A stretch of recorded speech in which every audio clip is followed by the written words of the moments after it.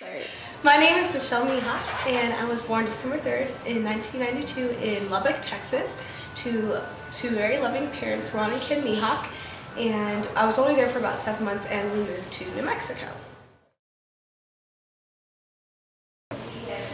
I remember being 5 years old, and at that time I was still the only child. I remember in the afternoons my mom would be making lunch in the kitchen, and I would bring my little cassette recorder speaker system and pop in my recordings of Jesus songs, and I loved to just dance and sing and twirl in my favorite dress around the living room as Mom was making dinner. And the interesting thing about this moment in my life is that that's the first time that I really remember feeling God in my life.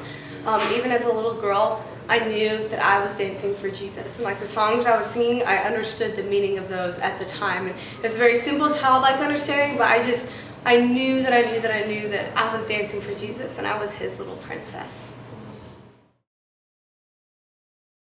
Fast forward to Christmas 2005. By this time I had accumulated a few more siblings. I had 2 younger sisters and a younger brother. And the reason that this moment was significant for me is because I remember Christmas morning, as soon as we finished opening up our presents, my dad came in and said, okay, everyone go to your room and find 3 toys that you have to either throw away or give away. And we were all kind of just shocked, like, okay, this is kind of a good way to ruin Christmas, Dad. What are you doing? And he just started yelling, and he was just like, no, you have to go find 3 toys. So we each went to our room, and I was very sentimentally attached to every single one of my toys, and there was no way that I could find a single one to get rid of. And I just sat in my room and cried because I didn't want to get rid of toys. My dad came in and he was yelling at me that I had to find 3 toys. I had to find 3 toys, and I was just begging with him, please, Dad, please don't make me do it. And he got really angry, and he just stormed around the room and he found 3 toys on his own that he thought I should get rid of. And he ended up taking my favorite stuffed animal, this little horse, and I absolutely adored that horse. And from that point on, I really started to recognize that I just had an extreme difficulty letting go of things. I was hoarding everything in my life. I remember like having my little junk drawer stash if I couldn't throw anything away, like even the rubber bands off of newspapers. Like, it was strange at the time. I even remember thinking, this is really weird, why do I hoard stuff? But I couldn't let it go. And so I really traced that moment back to, or all of those problems back to that moment on Christmas morning. I don't remember exactly when this moment happened, but it was very significant in my life. I was somewhere around 12 years old, I think. And I remember getting in the car one day with my mom. We were going to run errands, and it was in the summer. I was wearing shorts, and I looked down at my legs, and I just realized, oh my goodness, they are so fat. And I was just absolutely horrified with my legs, and even like looking back at pictures, I was just a little girl going through a little bit of a chubby phase, but even then I was super athletic and really wasn't chunky. But that sparked an insecurity that I've struggled with my entire life. And it's just genetically my build. My mother, my grandmother, my sister, we just look like this, and there's nothing that I can truly do I'll never have long, skinny, size 2 legs. But I definitely remember that day being the day that started just the extreme insecurity and sensitivity that I have about the weight in my legs. In January 2004, I went to a camp retreat with my youth group that I was a part of at the time, and it was in Colorado.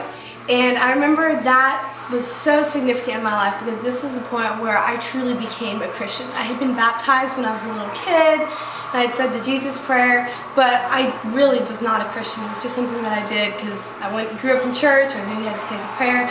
But it was this moment in January 2004 where I truly experienced just God's presence and Him as a Savior, as a friend, as a Father, rather than just Jesus in the Bible who took away my sins.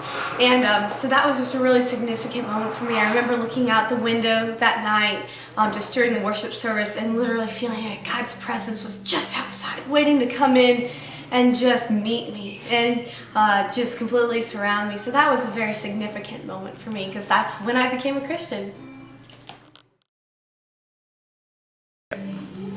我和我的家人都去中国。And in 2008, me and my family moved to China.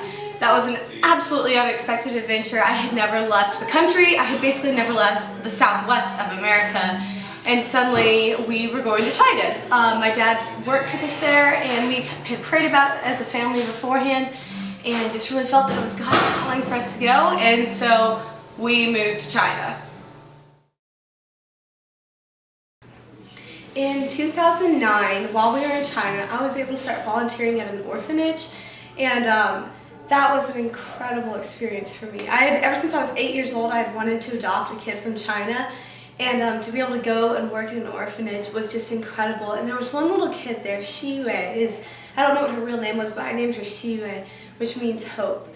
And Xiwei was just an infant. She couldn't speak, couldn't do anything really, but she had an extreme skin disease where she had her skin was turning black and flaking off, and she had like flaps of skin and growth just coming out from all over her body. And no one wanted to love this child, and honestly neither did I at first. I was just like, I don't really want to touch her.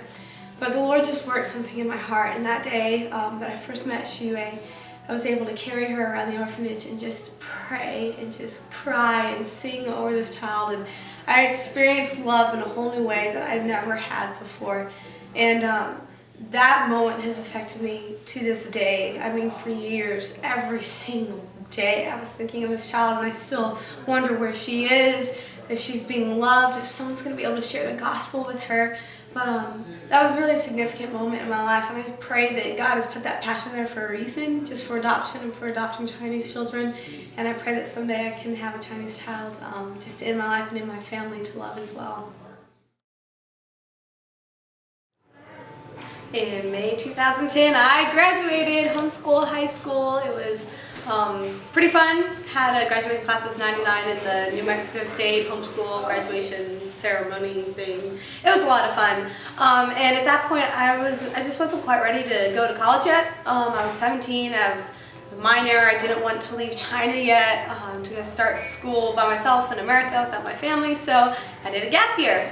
Stayed in China, and I was able to teach piano. I was able to tutor Chinese. And during that process, the student that I tutored was Arnold, and it was such a blessing in my life to be able to spend those months working with him and just seeing the transformation that he had, just learning to grow in his English vocabulary and just his work ethic, and just getting to know him as a friend, kind of adopting him and his sister. And his parents lived on the other side of the country. They were just sent to this boarding school to study. And so we were able to kind of adopt him into our family. We'd have him over for dinner on certain nights, and he loved to make brownies. This kid could eat brownies like no one's business. But that was just a blessing to me to be able to spend that time. Did lots of travel, went to I think like Thailand and Indonesia and a couple places during that gap year. And it was just a blessing to be able to have that time of preparation and rest and just praying and preparing myself to come to college. In August 2011, after my gap year, it was time to come to college. During the gap year, I was able to flew back to America for the summer and went to Summit Ministries out in Colorado, and was able to talk with Jeff Myers, and a Bryan alumni who's one of the leaders, and heard about Bryan. My mom had heard about Bryan through the homeschool circuit kind of thing, and she was always kind of telling me, you should check it out. But after talking to Jeff Myers, I was like, man, that sounds like exactly what I want. Small Christian. So I applied, got in, and I've never been east of Texas before. And so to just pack up my bags, move to America by myself to start college in a state I'd never been to and had no friends or family in was crazy. But anyone who knows me knows that I'm kind of crazy. So I had a ball doing that. Now, the little side note that you saw, Justin. Way back at Camp Elam, earlier on in the history of Michelle, one of the guys in my youth group that I met was named Justin, and it was the biggest crush I'd ever had on this guy. I absolutely thought he was adorable. And from Camp Elam on, we became really close friends, and for the next 6 years, just were really each other's best friend. And really, we kind of emotionally bonded pretty quickly, and I really wanted him to be my first kiss, but it just never really worked out.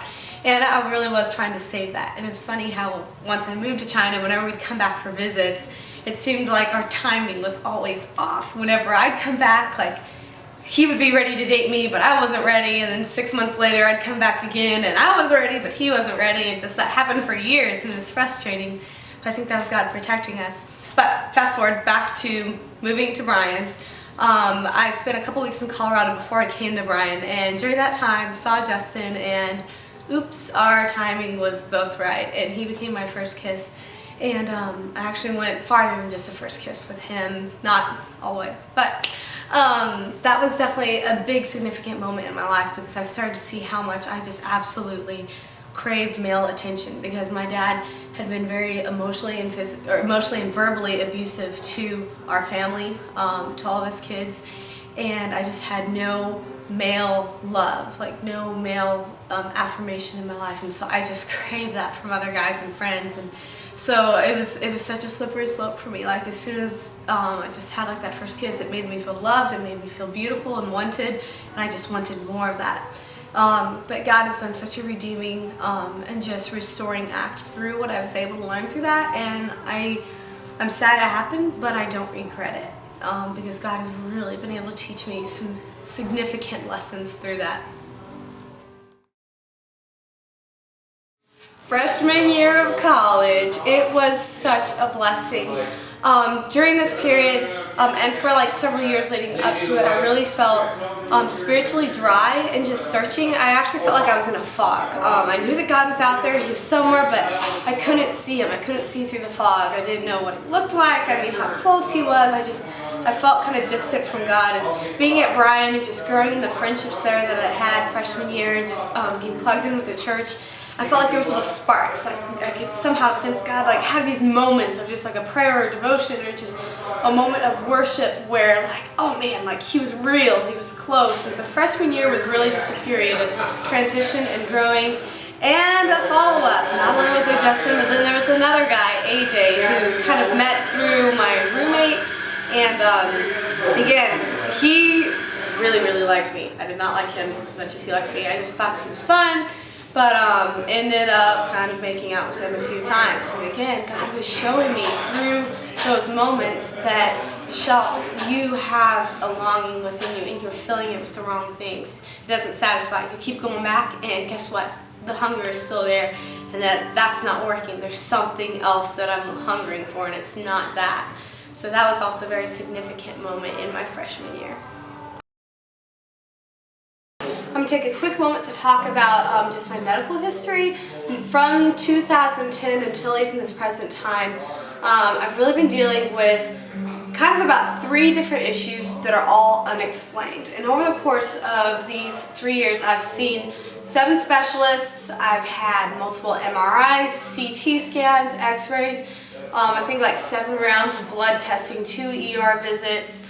I've had acupuncture. I've had 2 different therapy sessions, or 2 different seasons of physical therapy, and we just cannot find an answer. I've been to specialists around the world and around the States, and have not been able to find answers for it.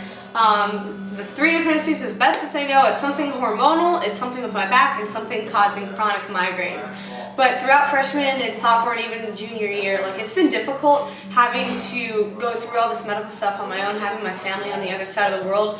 But it has taught me relying on God's strength, on His grace in a whole new way. And just like literally, there's been nights where like a migraine would hit and I would be blacking out trying to get back to my dorm room, just puking and just absolutely at the pit, the bottom of all-time low, and just realizing, Lord, like even here you are strengthening, sustaining, and giving grace to me. And I have experienced some incredible healing at points throughout this that can only be explained by the power of prayer and just God's healing hand. So it has definitely been a thorn in the flesh, but it is a welcomed blessing, because I'm learning things about God's strength and His supply and just His sovereignty over situations in ways that I never would have. From January to March this year, I dated my best friend here at Bryan College. And for the 2 years leading up to it, or a year and a half leading up to it, like we had just grown together as just friends and going to church together, doing Bible studies together, just being friends around campus.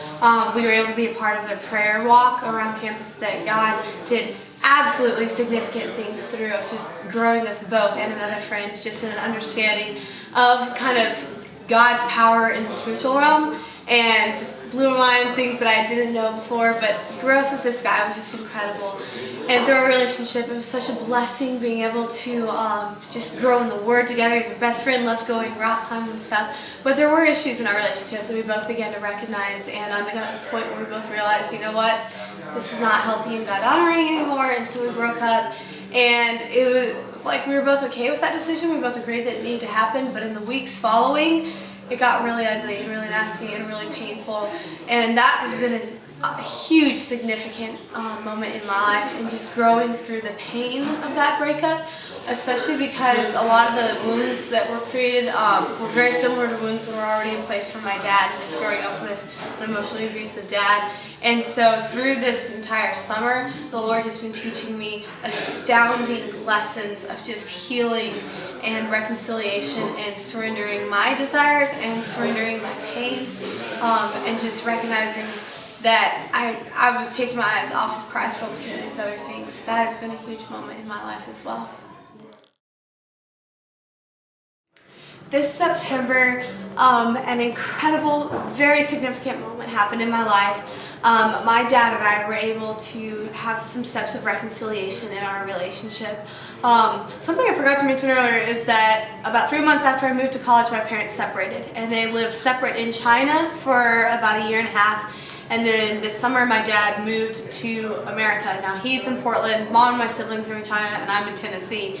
And they're pursuing reconciliation, but it's really slow.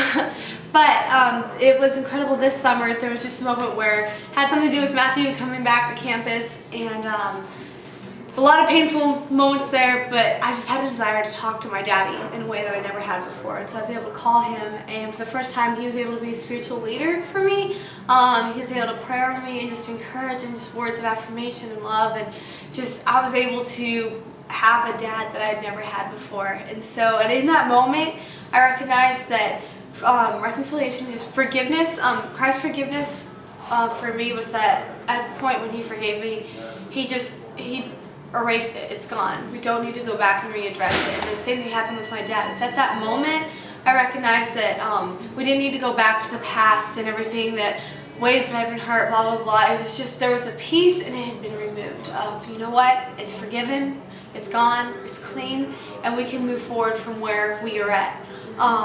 And so that's where we're working at, is that one step at a time. We're just working for where God has us in our relationships right now, and we're just becoming a father and daughter that we have never been before. So that was a very significant and joyful time in my life. So that is some key points from my story. I'm probably forgetting some. I've been trying to write down moments as I think about them for the past month or so. I'm like, oh wait, I gotta get that. But that is what I've come up with. Those are definitely significant moments that have just formed me, who I am, who God has created me to be. And I am very excited for the next few stages of life, for the rest of life, and just to see how I can grow in the knowledge and awareness of who Christ is, who He is as my Savior, as my friend, as my Father, as my lover, just growing with my family, with friends, just continuing here at Bryan. I love my story. I absolutely love my story. I love my testimony. I love sharing it with people, and I'm blessed and honored to be who I am.